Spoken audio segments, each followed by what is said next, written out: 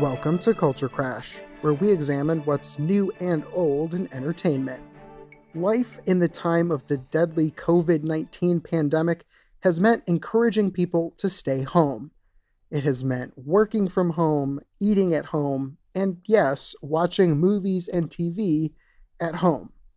Luckily, the movie selections on Netflix right now are very strong. For example, Netflix is currently streaming Steve Jobs, the 2015 film written by Aaron Sorkin and directed by Danny Boyle. Steve Jobs is less of a biopic because it has a much more interesting structure than the typical rags to riches biopic structure we're all so familiar with. Instead, the film covers just 14 years in the life of the tech icon by the way of 3 acts, each years apart. The movie checks in on Jobs in 1984 when he's launching the Macintosh 128K, in 1988 after Jobs was ousted from Apple and when he was launching the NeXT computer, and in 1998 when he's launching the iMac. While Sorkin's other movie about a famed computer entrepreneur, The Social Network, gets all the love, Steve Jobs is truly fantastic as well.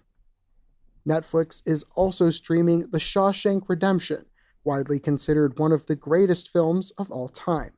The movie is a must-see if you've never seen it, and one of the most enjoyable rewatches to ever be made for those of us who have already seen it once or 10 times.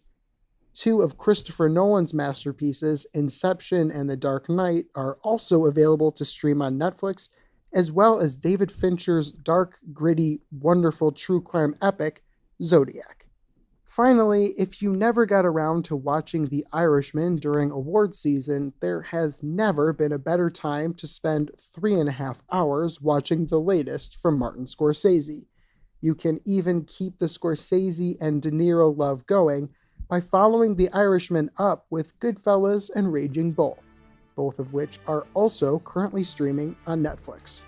So stay indoors, wash your hands, and enjoy some movies.